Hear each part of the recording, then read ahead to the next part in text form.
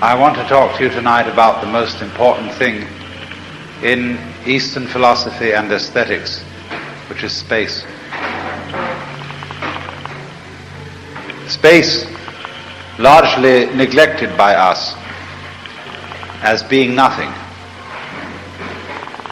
even though our architects talk about uses of space, characters of space and qualities of space, and though our astronomers talk about curved space, expanding space, and therefore active space.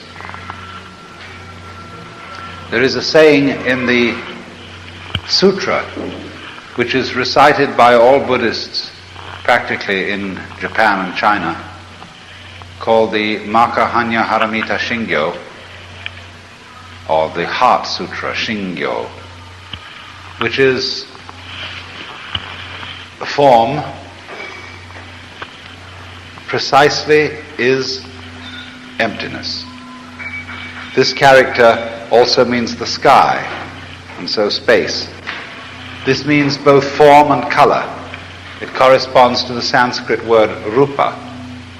It isn't the same as our word matter, which has come to have the meaning of stuff, substance in the sense of stuff out of which things are made. This refers rather more to shape, because there is not in Buddhist philosophy a concept of stuff. So what is shape? What is form? What is outline? What is significant, a perceptible or audible form is the same thing as space. Now this is not quite what we mean by equal sign. When you get this kind of equation is in Eastern thought, that is to say you will get a Japanese saying, Byodo soku shabetsu, shabetsu soku byodo. Soku means, these two things mean unity is differentiation. Differentiation is unity. Now we know ordinarily that nothing could be more different than the different and the same. And people will argue themselves into a bloody fight that, by God, the same is different from the different, and the different is different from the same. And so when you argue it that way, difference seems to have an edge over sameness, doesn't it? Because you're going to argue the same is different from the different, and by God the different is different from the same. There are more times the word different is used in this argument than the word same. And yet you realize that you don't know what the different is unless you know what the same is.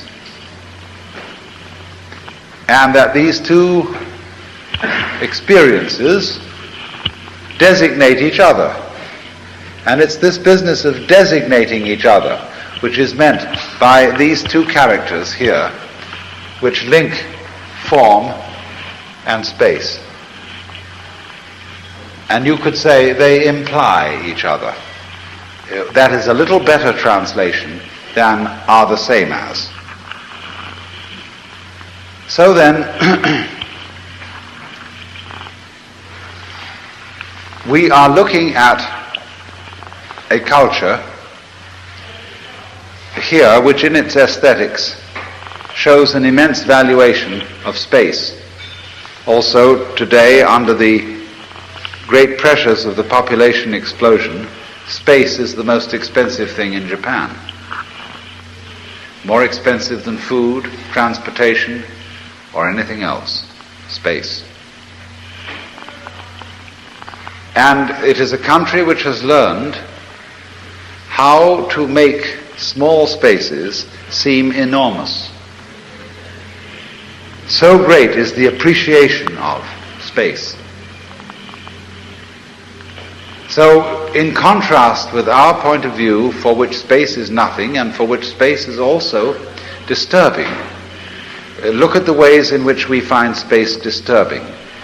Space free from sound, called silence, is a form of space, and that is something which is to most modern people, whether American or Japanese, disturbing. Silence should be filled. And you know that in the Far East, where people have radios, they believe that they are not getting their money's worth out of the radio unless they have the current turned on as high as possible. They should get the maximum noise out of it because that's what, after all, it brings you. So turn it up high.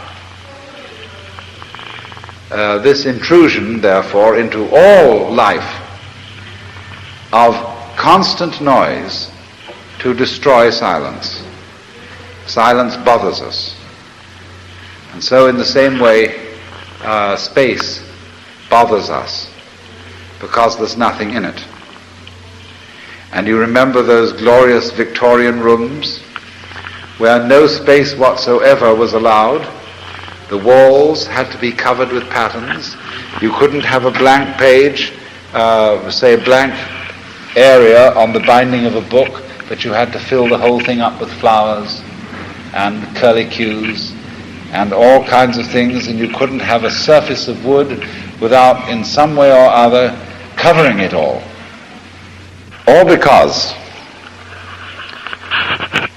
of the feeling that space just is something that's not there. Now, what I want to do this evening is to show you various ways in which space is as important as the things that are supposed to be in it. And that once you can grasp that point, you have very many problems solved. Now let me start by repeating something that I've already told you.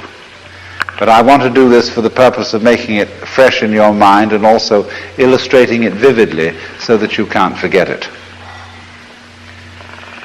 This is the most elementary lesson in space. And it starts with a universe in which there is only one ball.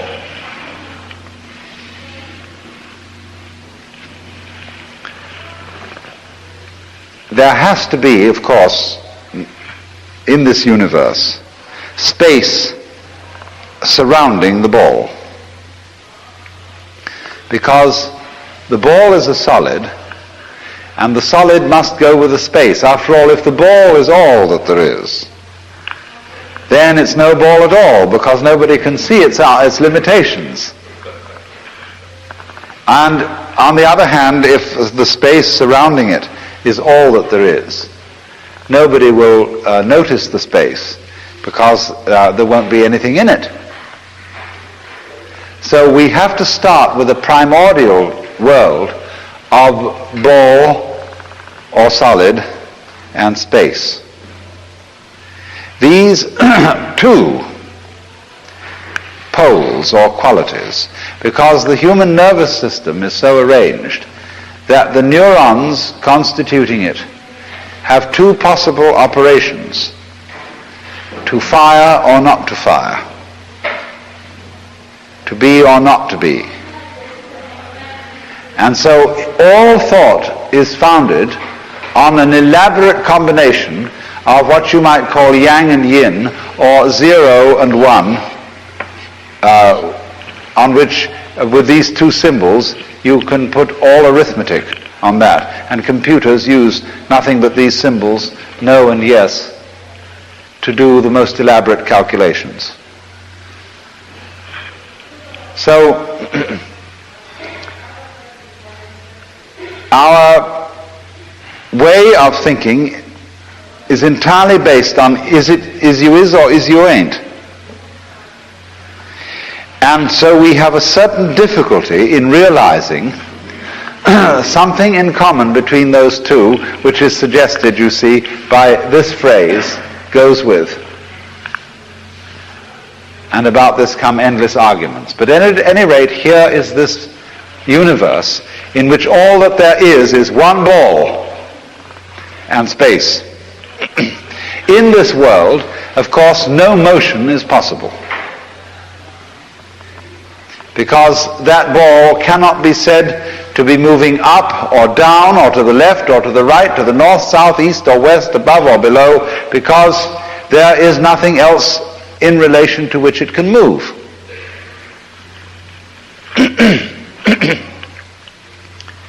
So we don't know even that it's still. We don't know whether it moves. Neither stillness nor motion can be attributed to it. It is only when we get a second ball, and now we're going to call them A and B, that there can be any motion at all. And so we can watch balls A and B growing closer to each other or further away from each other. But we cannot say whether A is moving and B is still, whether B is moving or A is still, or whether both are moving.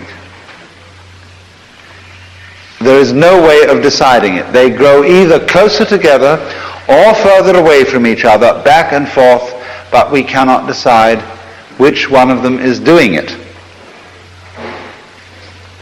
Furthermore, I want you to notice this, that these two balls can only move in a straight line.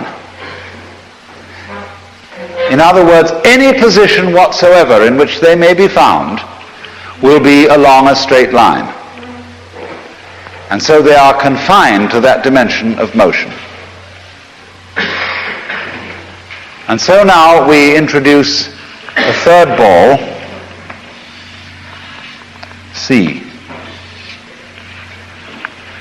And we get a new problem. First of all, let us suppose that balls A and B stay together at the same relative distance from each other, and that C moves off.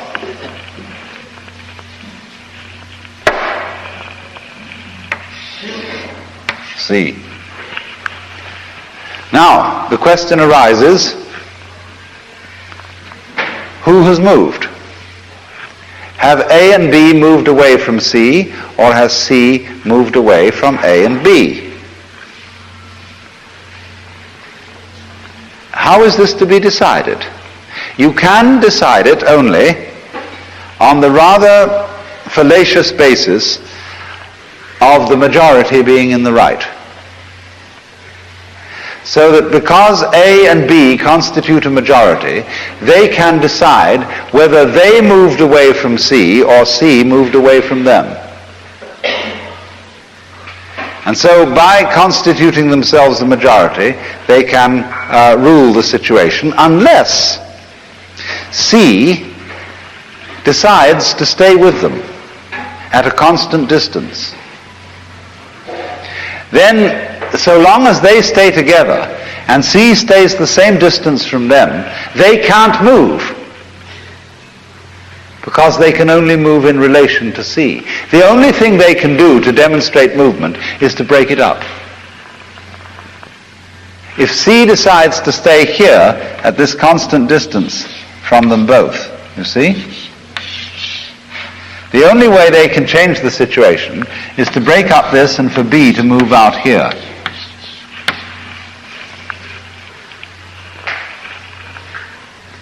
And notice this, that in this situation, the three of them can only move within a plane, within a surface.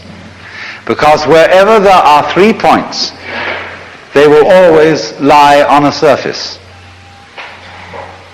Just as where there are only 2 points, they will always lie on a straight line. So here, in the first place, we had a one-dimensional world with 2 balls. We now have a 2-dimensional world with 3 balls. Do you see that? Is the difficulty here? Yeah, very. All right, now look here. Wherever you have 3 points in space, supposing we're looking now not on the flat surface of the blackboard, but in the volume here, I have 2 fists here. And to add to this, we will use the base of the vase. Now do you see that however I move my fists,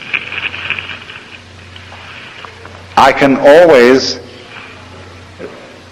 have the base of the vase, the bulb here, and each fist in one flat plane. In other words, supposing now you see here, they're in a plane. There's a triangle, a flat triangle, which joins all these 3 points. If I move this one, I've simply turned the triangle. If I move it this way, I've turned the triangle again. They're always in a plane.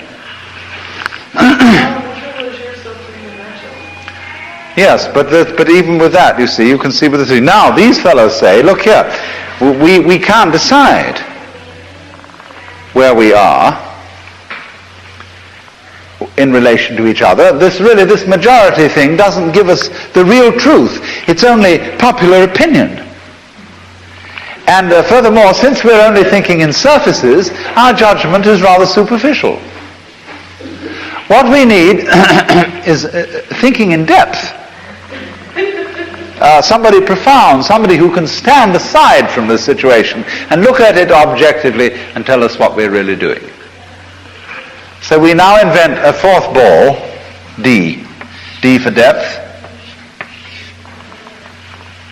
And immediately you find that D can move into a third dimension and stand underneath A, B, and C. Because once I have the 3 points fixed, I can take a fourth and move it out of the plane into a third dimension. Do you see that?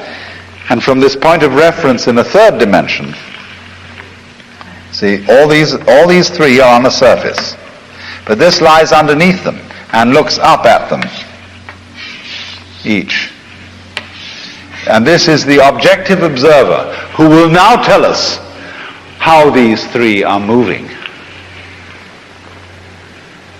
And so you've got now your third dimension, the dimension of depth, thickness, which gives us substance.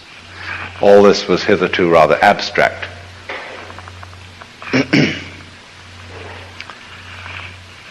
But problems keep cropping up.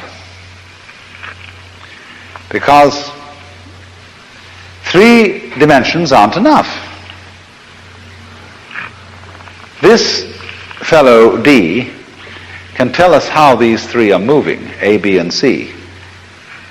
But it can't tell us when they're moving.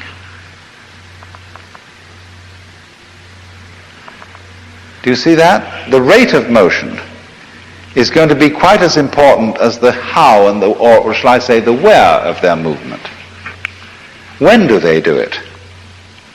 And so we're going to get a fourth dimension into the picture, which is not, however, a fifth ball, but a scale. A way of marking off any motion as from here to here, like this.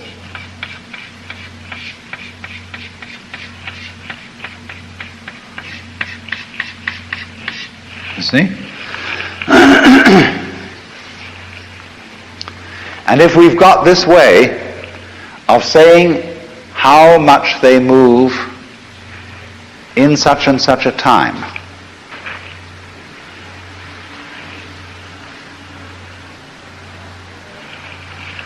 we have a better way still of describing what they're doing than from this point here alone. But you see, once you've done that, that you can take step after step after step after step, dimension after dimension after dimension after dimension, and there is no end to it. You will never really finally be able to pin down what all these people are doing in reference to each other. You can only do it going back to the 3 situation where we haven't even got D yet. We constitute a majority, and therefore what we say goes. But we always know that that is fallible. Now let's look at it in this way. All of us here have 2 eyes, 2 ears, 1 nose, 1 mouth, and approximately the same sense organs all round. And therefore, because we have these organs the same, we all more or less agree as to what sort of a world we're in. Because we are in the majority about this. But there are some people who perceive the world differently from us. And the great problem that we have to decide is, do they have diseased sense organs, or do they have extraordinary sense organs? Are their organs worse than ours, or are they on the way to an improvement? We don't like to have to face this question, because wherever somebody perceives the world in a different way from us, we feel threatened. We may not be right. You remember in Kipling's story, in the second Jungle Book called Cars Hunting, the monkeys tribe, the Bandalog, used to get together, and every now and then they would all shout in unison, "We all say so, so it must be true."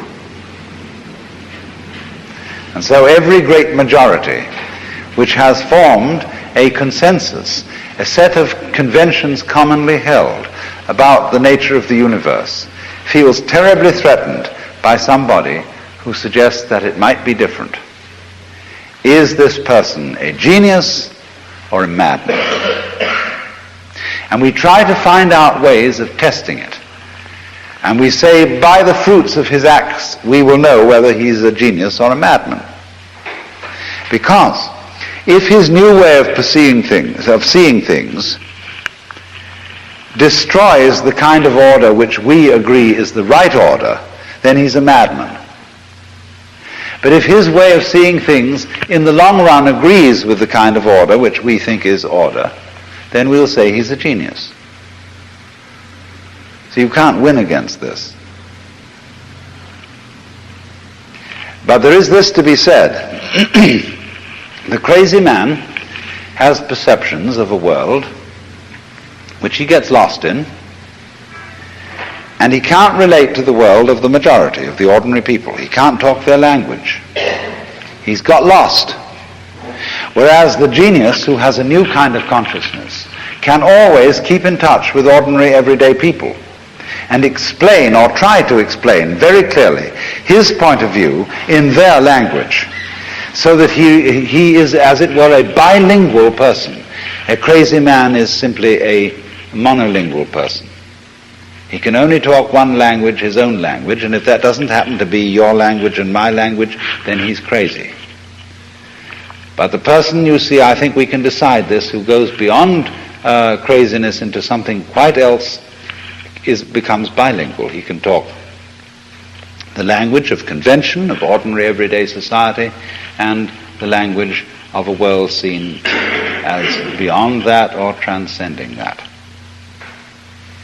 So, this is what bothers us when we are confronted with new concepts and with revolutionary ideas of the nature of the world. We wonder whether the whole structure of sanity is being threatened or not.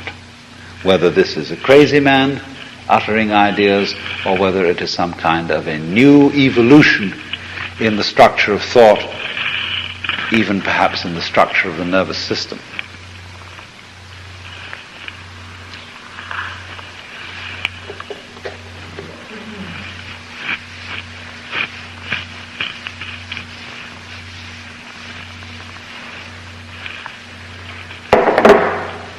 So, the crazy idea which I wish to commend to you, which I will try to put into conventional language, assuming that all of you understand conventional language, is that of the reality of space. Let's go back to our problem here, where we have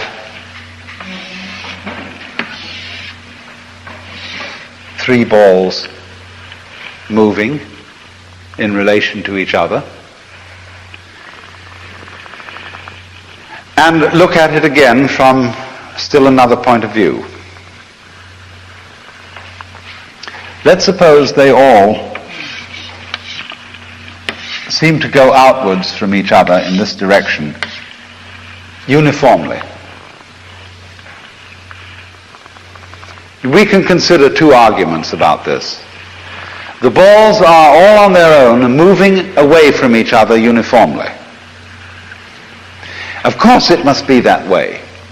After all, it's common sense. The balls are the things. They're the solid. They're what's real. And they must be doing the moving.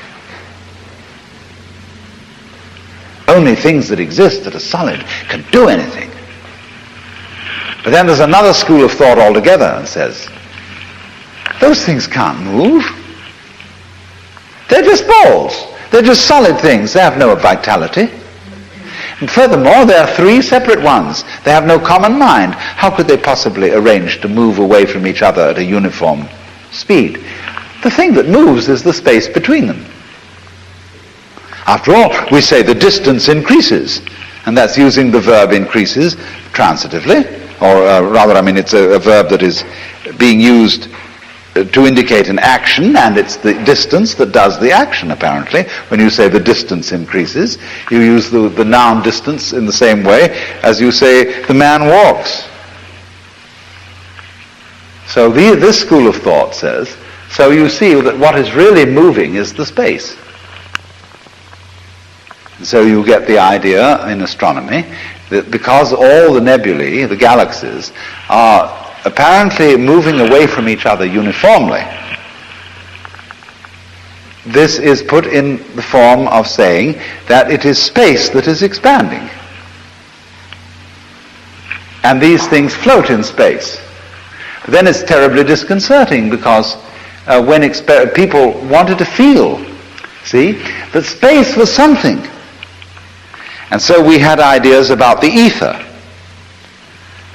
And light would have to be transmitted through an ether in the same way that sound waves are transmitted through air. You can't, according to common sense, have the transmission of something through emptiness. There must be something in the emptiness to support this transmission. And so we invented ether. But as you will all know, the Michelson-Morley experiment showed that there is no ether. That you have to think about the propagation of light and about the properties of space not in analogy with some fluid or liquid or gas which lies between all these things. You see, we keep wanting to invent ghosts, to invent a solid. We can't accept the idea of space. Now, air is a solid. Water is a solid. Ether is a pseudo-solid. It's something we had to invent to fill in this gap and say, no, although these solids are real good material solids, there must, if they are to be related to each other, be some kind of a tenuous, filmy, gaseous solid that joins all these things together. We've got to have that thing, we've got to have the strings attached, you see. We couldn't stand the idea that space, there's nothing but space, was important. So then you've got these two theories then, that the solids are moving or that the space between them is moving. And both sides have got good arguments. I've tried to present them. But what both sides overlook is that they are each one-sided. That what is moving is neither the solid nor the space, but the solid space. There's a Zen story. Two monks were arguing about a flag that was flapping in the wind. And one of them said, the wind is moving the flag. And the other said, the flag is moving the wind. And the sixth patriarch, Huineng, was asked about this, and he said, you're both wrong. The mind is moving. And so what you might say here is the point about this is when you get down to this question, which one is moving? The mind is moving. Because what is meant here by the word mind is the necessary interdependence of the concept space and the concept solid. That is of the nature of mind, that you can't have the one without the other. And so the mind used as a word to signify the interdependence of these two poles, one of which is solid and the other of which is space. This moves. And so mind in this sense is the creator of the world.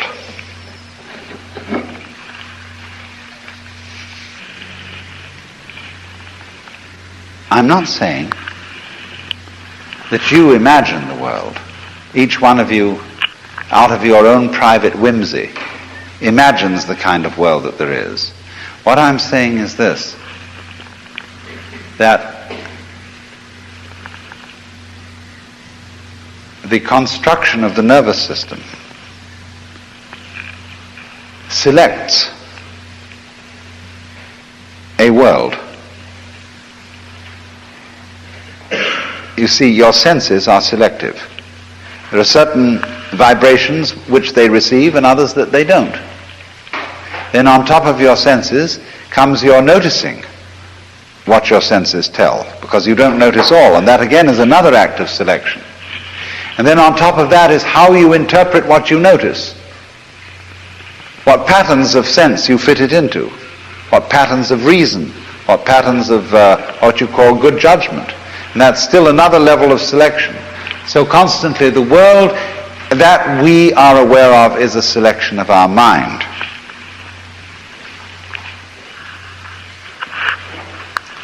But the way we have, in our culture, selected has always left out space. And rejected that, rejected the interval between things as something relatively insignificant.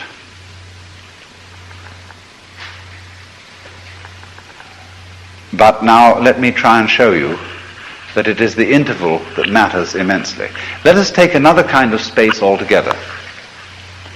Not the space of distance between objects, nor even the space of distance in time between events. But let's take musical space. The difference between, in the major scale of C, the notes C, E, and G, forming the common chord of the scale of C. Now, you have intervals between these tones. The notes C, E, and G are tones. But the intervals between them are something else. Da, da, da, da, da, da, da, da. And you can hear in that three intervals the basis of a melody. Da la la la la la la la la la la la la la la la. You see, it begins to make a tune. But if you hear only the tones and you don't hear the intervals, you don't hear a melody. There are people who are what we call tone deaf, and they only hear noise. They don't hear melody because they don't hear intervals.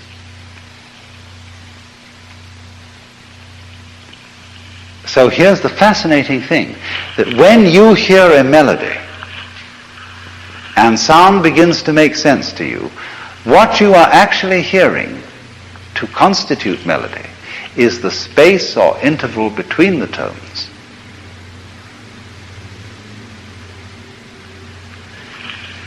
It's the same as this.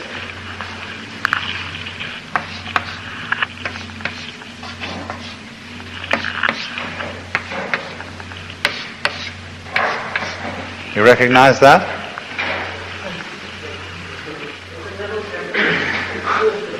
The Big Dipper.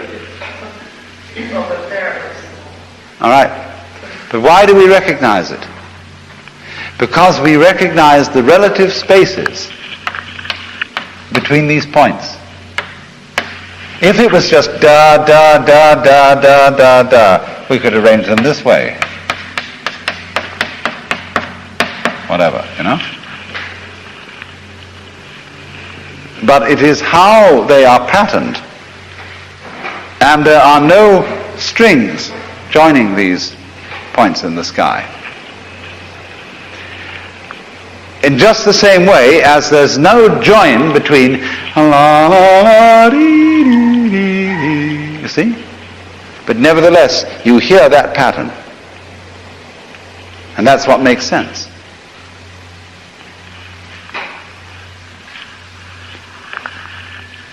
So in the same way, if we increased enormously the magnification of a human hand, we would find a huge multitude or flock of molecules. And we'd look and look and look and look in and in and in, and we'd find those enormous spaces with no strings joining them. And yet when I did this, suddenly all those molecules would move together. Why? See, what has moved is not only the molecules, but the space. It's like birds in flight move together in the same way. They don't seem to need a leader who gives a signal and says, follow me and do as I show you. They seem to have one mind so that they all move together. All right?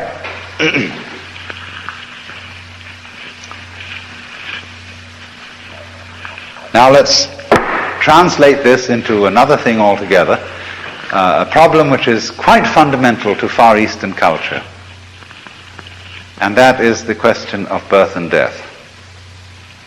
In popular thought in India, and to a slightly lesser extent, but nonetheless powerful extent, China and Japan, people tend somehow to believe that they have many lives. There is a prevalent philosophy of reincarnation, although it's interpreted in many, many different ways. According to some theories, there is in each one of us a soul, which is a permanent and enduring principle, and that incarnates itself in body after body after body, gradually progressing or regressing, and we hope eventually progressing to higher and higher levels of spiritual evolution. But in Buddhist philosophy, the existence of any such soul is denied.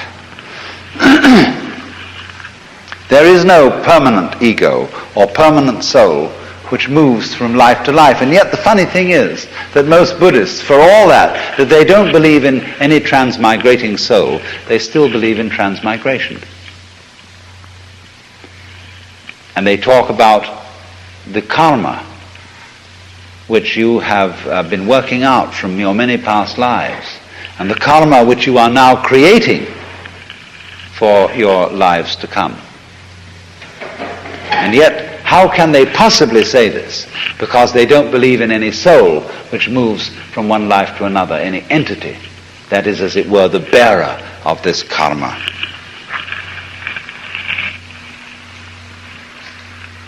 So, to see how there might be a philosophy of transmigration, you've got to realize the importance of space, the importance of links or relationships between points that don't have any strings tying them together. So let's imagine, first of all, a river. Here is one bank, and here is the other bank. And in this river lie many rocks.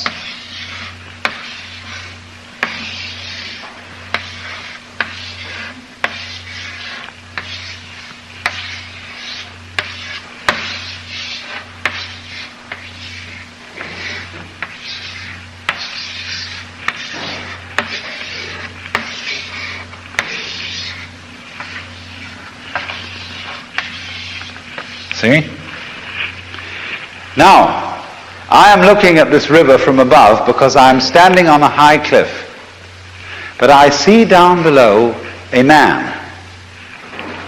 And he is wanting to cross the river. And he looks at it from the immediate point of view. And he does this, and he does this, he does this, this, this, this, this, this. Let's trace out that course. He did this, this, this, this, this, this, this, this, this. See?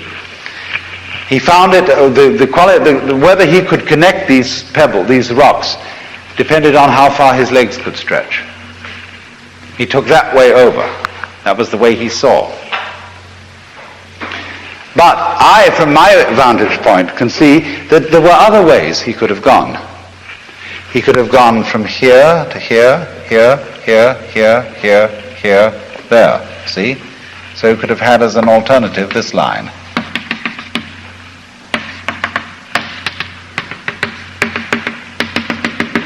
See? And you can pick out other possible ways which he could have gone. And so when you look at the sky at night, you can think of the stars in certain groups of constellations. But that's not the only way you could figure them. You could figure the stars in other groups, and they would be just as satisfactory provided we all agreed about them and how to figure them. Now then, I want you to imagine that each one of these pebbles in the stream represents the biography of a human individual. That this bank of the stream represents the year 1965, and that this bank of the stream represents the year 1465. And that between these times there have been human lives lived between certain spans of years. You see what I mean? All those stones constitute biographies. And now we have a historian looking at those biographies lying between these 2 points in time and saying, by Jove, it really does seem, doesn't it, that where this life left off, this one seemed to begin. And so there really does seem to be a logical connection between these lives. And there also seems to be a logical connection between these. Although when it gets to this point, to this one here, it seems equally logical that this one go that way and this one go that way. Or it seems really here that it could have gone that way just as well as it went that way. Do you see what we're doing here? We're looking at human lives and we're making the same kind of sense out of their continuity as we make in the patterns of the stars by figuring out constellations. And that is the doctrine of reincarnation. Now you say, is that just projection? Is that just a way we have of figuring things out? Like when you look in a Rorschach plot, you make your own sense of it. And because you project yourself into it, that's what's so important to the psychologist, who interprets what you are. Because that was your projection into this blot. And as it were, the blot itself had nothing to do with it.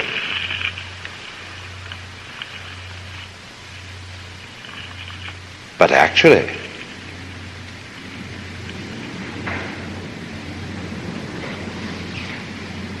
the whole world is a Rorschach blot.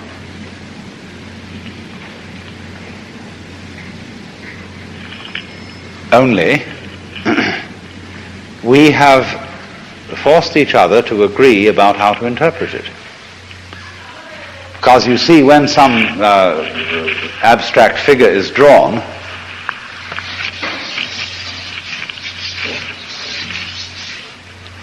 see, what is it?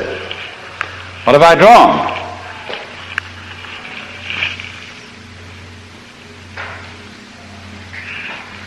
Well, what is it? What does that look like?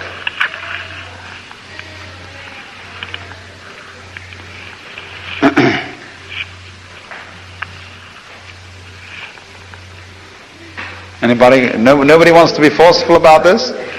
All right, if you're not going to be all right, you saw flames. That's I was going to say the same thing. Now, you see, you and I agree, and we're going to lead this group. We're going to tell them it's all flames, you see, and so they're going to say, yeah, I see that after all, it's flames, isn't it? You see?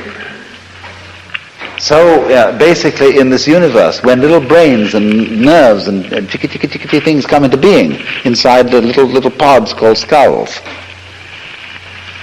some of them say, all around here, this is the way it is.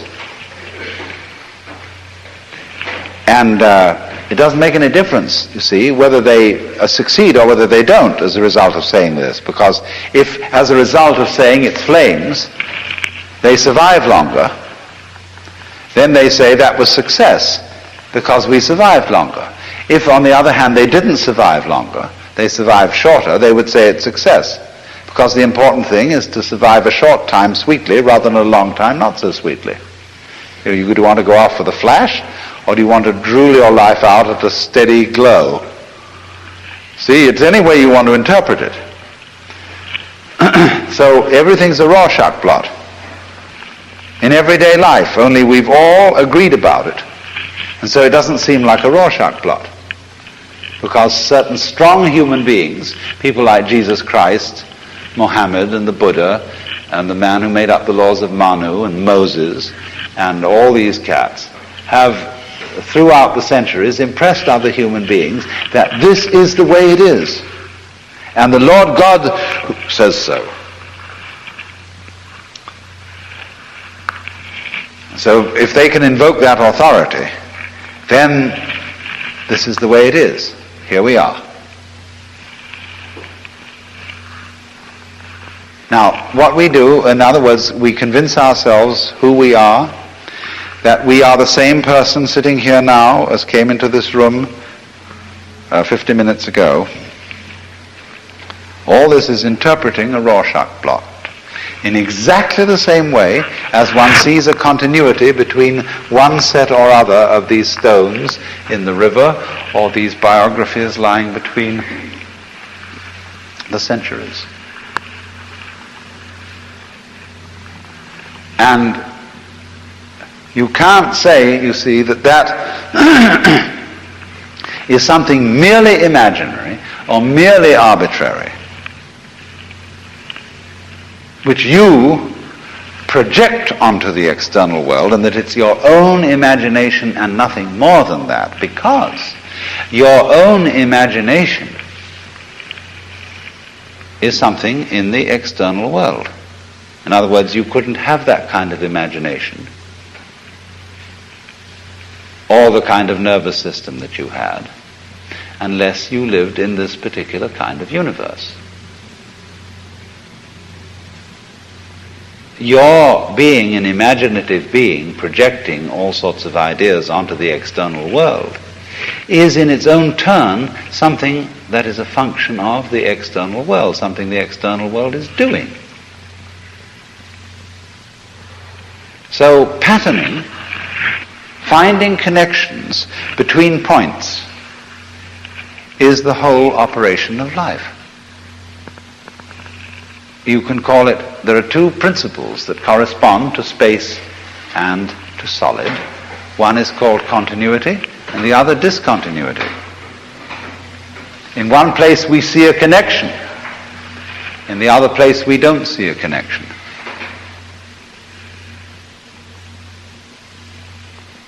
I get your point. I see the connection between one thing you've said and another thing you've said, or between something I thought and something you thought. I don't see your point. I don't see any connection. So if I want you to see one, I have to be very ingenious to get you to see it. Then you recognize it. In other words, I can get you to see these connections, but it's going to be difficult for me to persuade you about this connection here. simply because my fingers won't stretch that far.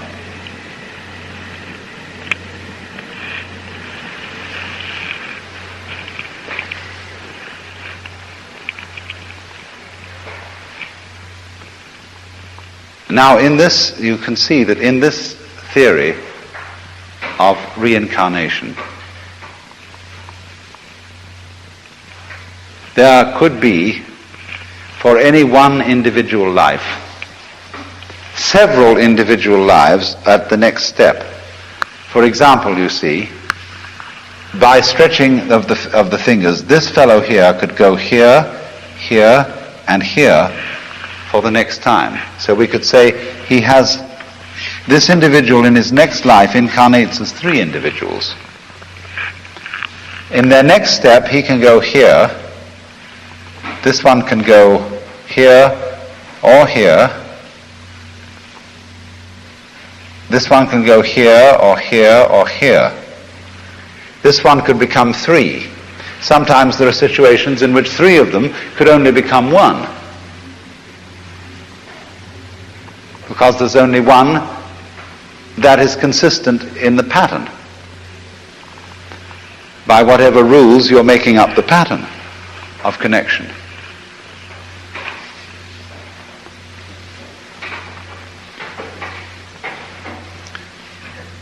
Yeah? Let me ask you a question before you run there. Are you suggesting or saying that this pattern is in the eye of the beholder and only in the eye of the beholder, the way the interpretation of the Rorschach test is? Because if you are, then you can say anything about that's a completely different thing. No, I'm saying, yes, I'm saying it is in the eye of the beholder, but also that the eye of the beholder is in the world.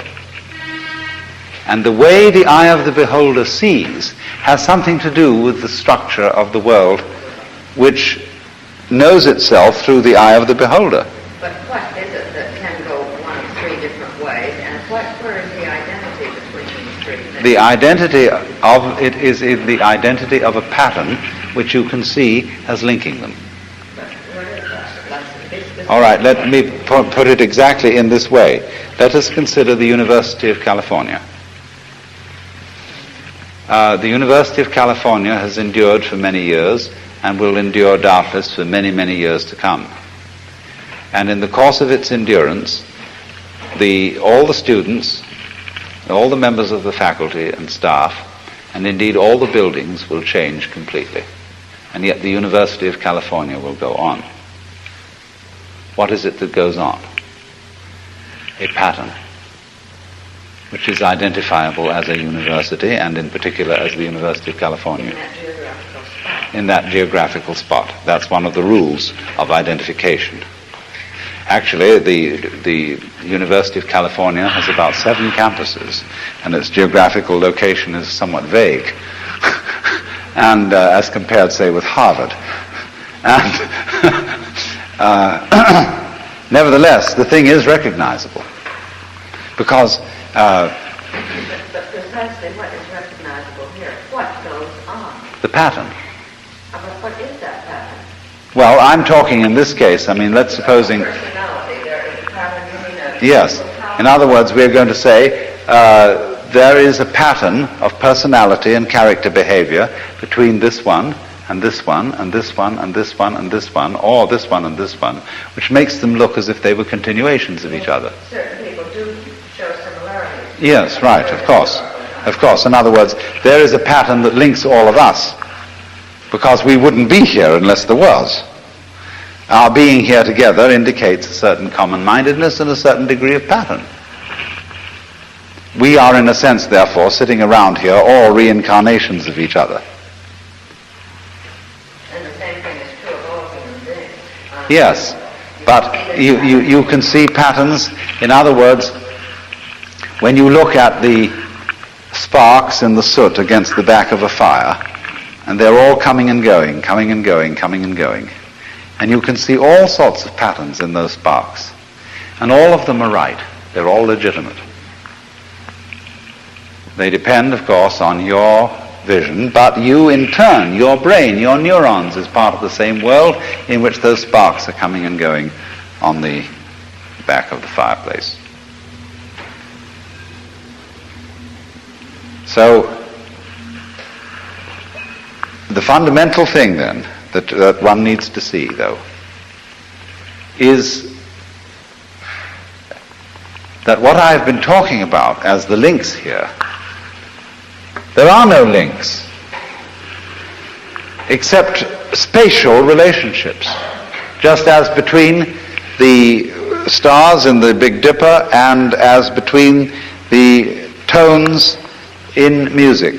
There is a spatial or interval relationship between them. And this is what makes the sense.